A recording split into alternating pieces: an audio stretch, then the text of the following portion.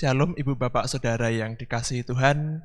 Saat ini bersama kita akan menyimak bahan dasar dalam masa Prapaskah 2023 dengan tema Kebangkitan Kristus Menggerakkan Rekonsiliasi dan Persatuan.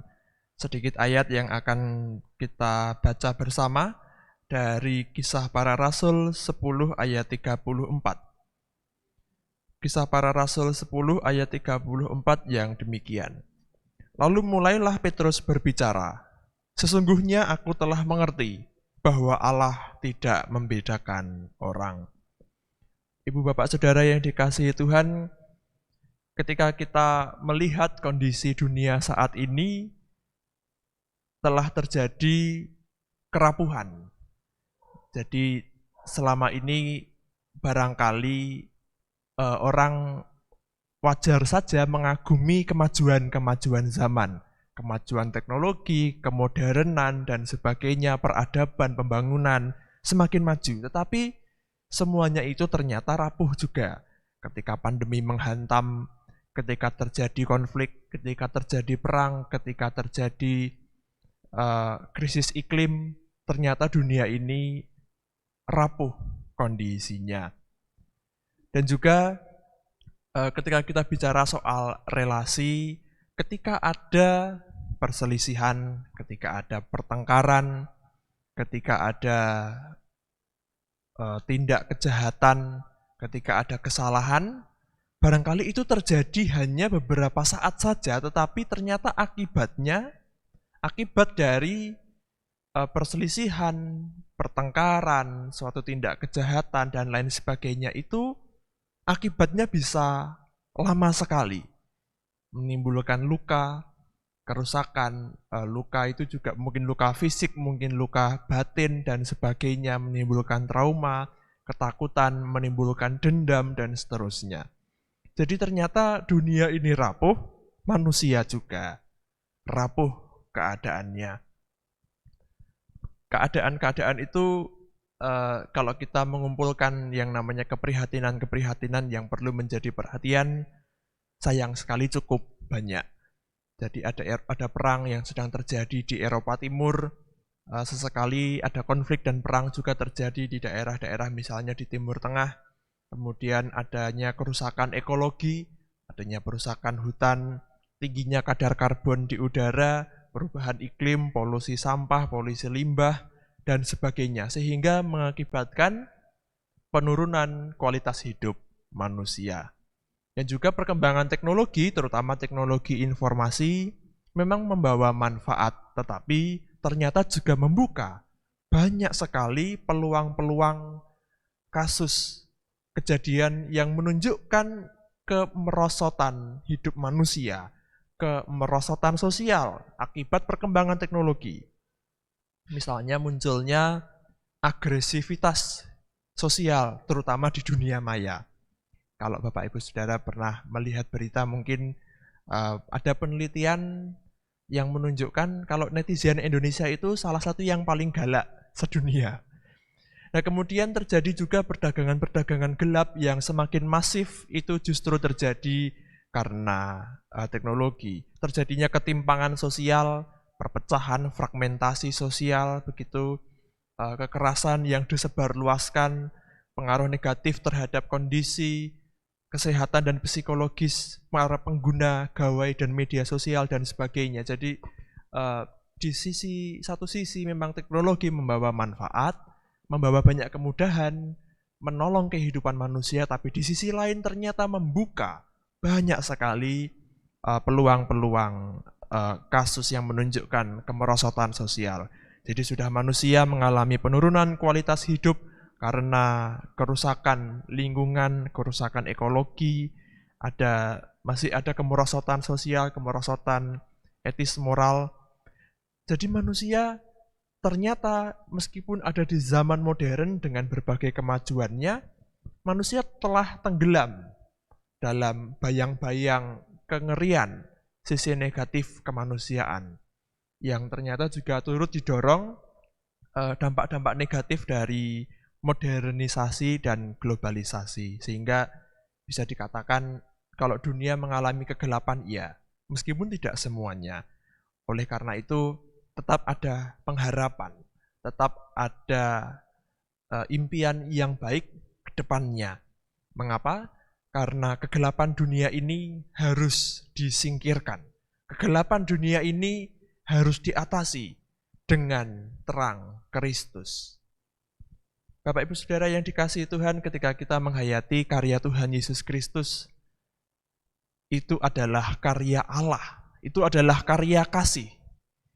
Semua peristiwa kehidupan Tuhan Yesus, dari nubuat nabi-nabi tentang Sang Mesias, peristiwa kelahiran dan sekitar peristiwa Natal, kehidupan Tuhan Yesus, apa yang diajarkan, hingga penyerahan dirinya, harus mengalami penderitaan, mengalami kematian, disalib, sampai bangkit dan naik ke surga. Semua kehidupan dan peristiwa Tuhan Yesus adalah terang yang dikehendaki oleh Allah, adalah terang yang dinyatakan oleh Allah dengan tujuan untuk memulihkan ciptaan.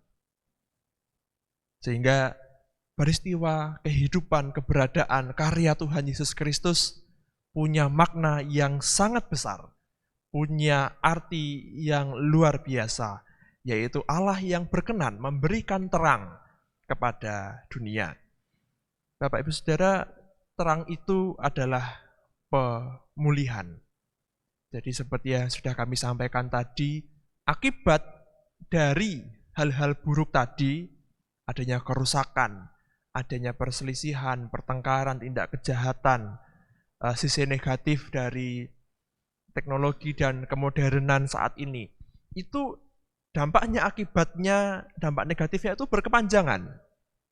Akibatnya itu berlarut-larut, sehingga banyak akibat-akibat yang merusak. Dan di situ manusia perlu dipulihkan. Dan pemulihan ini harus dengan intervensi yang sengaja. Makanya tema bahan dasar kita adalah kebangkitan Kristus menggerakkan rekonsiliasi dan persatuan. Rekonsiliasi, pendamaian dari Allah ini adalah inisiatif Allah yang disengaja, Allah yang berprakarsa, Allah yang berkehendak untuk memulihkan, mengembalikan keadaan dunia ini agar sesuai dengan keadaannya ketika diciptakan, yaitu keadaan yang sangat baik, sungguh amat baik. Sehingga kita menghayati bahwa pemulihan itu telah dinyatakan oleh Allah dalam karya Tuhan Yesus Kristus. Allah yang berkenan mendamaikan manusia dari keterputusan hubungannya dengan Allah karena dosa. Dosa mengakibatkan dampak negatif yang berkepanjangan, dan bahkan dosa berakibat maut. Upah dosa adalah maut, kematian, kebinasaan. Tapi Allah tidak membiarkan manusia dalam kebinasaan itu. Allah menghendaki agar manusia hidup, agar manusia selamat, agar manusia dapat bersama-sama dengan Allah. Sehingga karya Allah di dalam Tuhan Yesus Kristus yang adalah karya pendamaian, karya rekonsiliasi itu menyucikan, membenarkan manusia. Jadi manusia dibawa oleh Allah ke dalam kebenaran. Manusia dibawa oleh Allah ke dalam panggilan hidup yang kudus, yang diselamatkan. Sehingga manusia, terlebih orang-orang percaya, kita semua diajak untuk membawa terang pendamaian Allah itu kepada dunia. Allah berkenan menyatakan karya kuasanya bersama-sama dan melalui setiap orang percaya yang Allah berkenan panggil untuk berkarya bersama-sama dengan Allah. Sehingga semua keadaan-keadaan dunia, dunia yang rapuh, dunia yang kehilangan kemuliaan, dunia yang dilanda perpecahan, Dunia yang mengalami ketimpangan harus mengalami dampak negatif dari kemodernan dan globalisasi. Dunia yang berada di dalam kegelapan dapat melihat terang pendamaian Allah di dalam Tuhan Yesus Kristus. Dan barangkali mungkin kita merasa kecil kalau dibandingkan dengan situasi global yang besar. Akan tetapi kita selalu bisa mulai dengan apa yang ada di sekitar kita. Ketika kita mulai menyadari betapa pentingnya relasi yang berdasarkan kasih itu dalam kehidupan sehari-hari. Peka terhadap itu sehingga kita dalam menghayati masa prapaskah ini sungguh-sungguh merasakan bahwa kasih Allah itu sangat berharga. Kasih Allah yang kita hidupi, yang kita jalani di antara kita dengan sesama itu sangat indah. Kasih Allah itu sesuatu yang sangat penting. Karena tanpa itu dunia seakan-akan berada dalam kegelapan. Sehingga dengan kita menyatakan pendamaian Allah melalui kehidupan kita, kita telah menyediakan terang, menyediakan cahaya dari Allah bagi dunia yang sedang mengalami kegelapan ini. Dari yang dekat dulu, adanya pemulihan dengan sesama, adanya pengampunan, adanya penguatan, adanya persatuan, pendamaian, sebagaimana yang Allah nyatakan dalam Tuhan Yesus Kristus itu menginspirasi kita, itu menggerakkan kita, itu memberikan daya kekuatan bagi kita juga untuk melakukan apa yang telah Allah lakukan bagi kita, juga kita wujudkan kepada sesama. Sehingga Bapak Ibu Saudara yang dikasihi Tuhan, dunia yang mengalami kegelapan ini bisa melihat terang. Kegelapan itu akan dikalahkan oleh terang, yaitu terang yang telah dinyatakan oleh Allah di dalam Tuhan Yesus Kristus. Dan Bapak Ibu Saudara dan saya, kita semua terus dipanggil untuk terlibat, menyatakan terang itu kepada sesama, dalam kasih, rekonsiliasi, persatuan, pemulihan, pengampunan, penguatan, bagi keutuhan ciptaan, dan menyatakan kemuliaan Allah di dunia ini. Tuhan memberkati. Amin.